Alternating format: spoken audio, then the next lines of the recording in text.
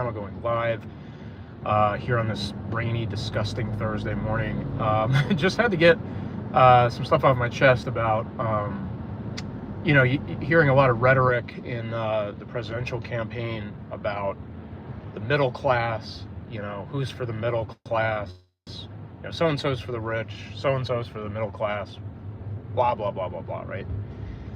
And I got to tell you guys, I'm not a big fan of weighing in on the political stuff. Like, most of this channel doesn't have anything to do with that. I mean, I'm really trying to, get into the finance stuff, the investing stuff, the real estate stuff, the stock market stuff, the crypto stuff, and just trying to figure that out from a worm's eye view. Just a regular Joe, just trying to get from point A to point Z, in a world fraught with financial danger and potholes and pitfalls, right?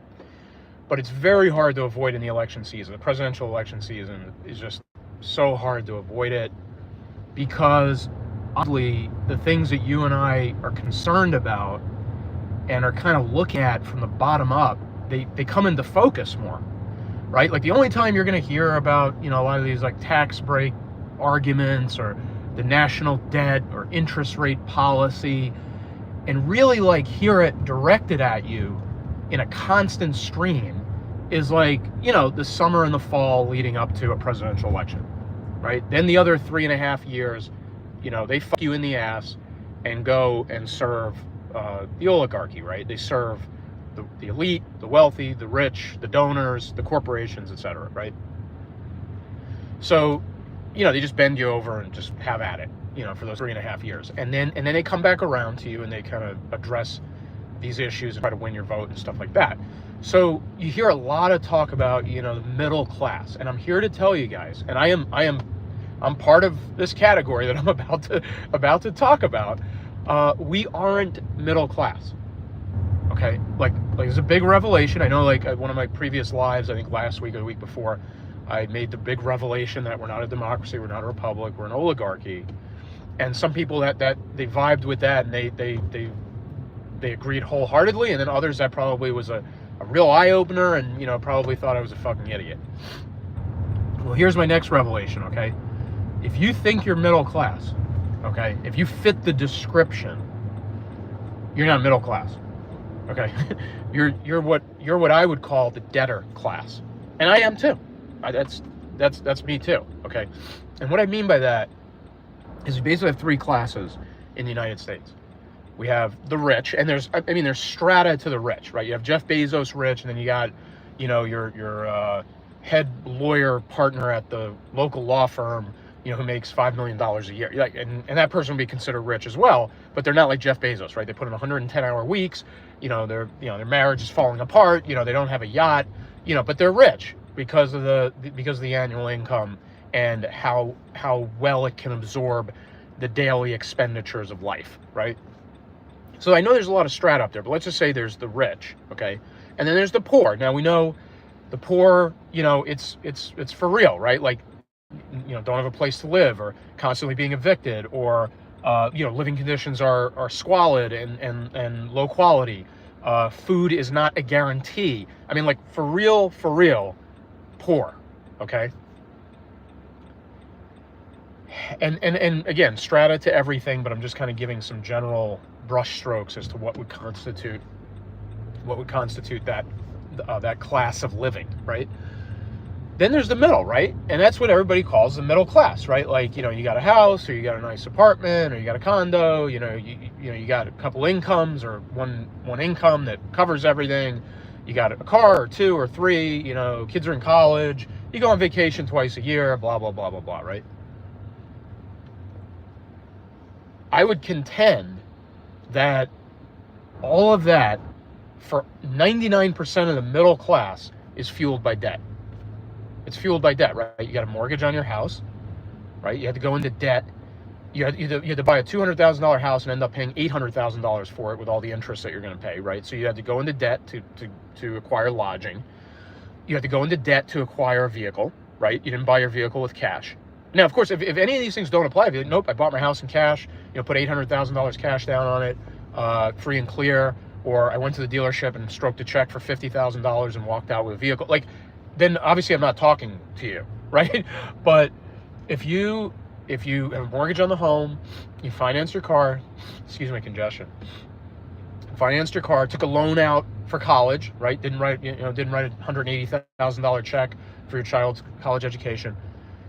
If your credit card kind of covers the gap sometimes, you have those months where maybe you were a little more active, a little more social, maybe you had a trip that you had to take and you didn't have the cash, so you put it on the credit card, and now you're trying to pay it off in installments, but that $3,000 trip, by the time you finish paying interest, is $6,000. If you check any of these boxes, you're not middle class, okay? I'm sorry, like, I'm not, okay? I mean, I don't have a house, so I don't have a mortgage, but, lease a vehicle, no college loans or anything like that, but, you use the credit cards to finance vacations and pay them off, things like that. I mean, I'm probably less a traditional debtor class participant than most, simply because I don't have a home, I don't have any college loans, stuff like that, but I had to finance the vehicles.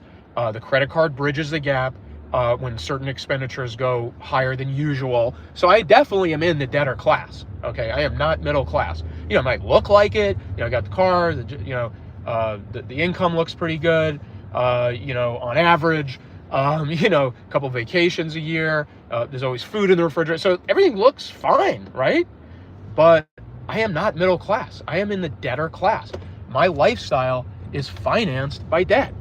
Okay, and again, maybe not quite as much as the average, maybe a little bit less dependent than the next person, but I got to have the credit cards. I mean, you take away all the credit cards and, some things are going to dry up. Some things are going to go away.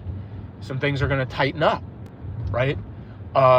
Take away the financing and we probably only have one car, not two, or maybe we have zero, right? Just depending on the financial conditions. And maybe we're on the bus, right? Maybe we're walking everywhere, right? So, my point, guys, is we live in a system, okay? We're in a monetary system that is fueled by debt. It's not just fueled by debt. It is more specifically, it is fueled by the constant creation of debt. In other words, if all this debt was created and then we stopped creating debt, the whole system would seize up. We'd run it, the money would go out of circulation eventually as all debts were paid off. And if you don't understand that concept, I mean, it blew me away. It took me a long time to get my arms around it. Definitely recommend episode 4 of the Hidden Secrets of Money series on Mike Maloney's website, goldsilver.com. You got to go in there. I mean, he has a lot of YouTube content, but there's a series he put together. I think it's 10 videos. Maybe there's some bonus ones now, called The Hidden Secrets of Money. Episode 4 discusses the Federal Reserve system, the monetary system, and it will walk you through this stuff. It'll talk to you about fractional reserve banking. You deposit $1,000 at the bank, they can lend out 900 and keep 100 in reserve, like a 10% reserve ratio, stuff like that, and then create more money out of that. And then the next bank gets it and they can take 90% of it and lend it out and they create more money out of that. So the system is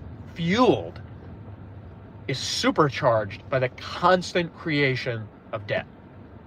Okay, so it's inescapable, right? It's unavoidable. You cannot live in this society essentially, like, again, unless you're rich or unless you're poor and have no access to credit, and you're poor, like you're starving or you have no roof over your head, right? So unless you're down there or unless you're rich, if you're in that big middle band with a lot of strata, I understand, but if you're in that big middle band, you can't operate without debt. The debt is necessary. The debt is required. The debt is unavoidable. You probably can't buy a home without debt. You probably don't have a car without debt. You probably don't go to college or send your kids to college without debt. You have to have it. The system forces you to have it. But here's the deal, guys. What happens when access to credit and debt goes away?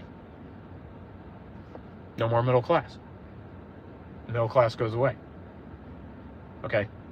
Or it shrinks considerably. Now you have a little band of wealthy, a little band of middle class, okay, I guess true middle class if they can live without debt, and then this massive poor population that can only live off of the money that's earned, right? No debt, no credit, no extension of credit or anything going on there. They can only live off the money that's earned in cash. So can't buy a home, probably can't buy a car, probably can't go on vacation, right? Possibly rent a place, eat, clothe themselves, and that's about it. And so that becomes the new poor. And again, that's not very poor compared to some poor people, and I totally understand that. But for middle class people, consider themselves middle class. If that becomes their lifestyle, they will consider themselves poor. Okay, they would call themselves. I mean, if you think you're middle class, and all of a sudden you can't have a home, and you can't have a car, and you can't go to college, and you can't go on vacation, and all you can do is wake up every day, go to work, buy food, come home, and lay your head down and go do it again the next day, you probably think you're poor.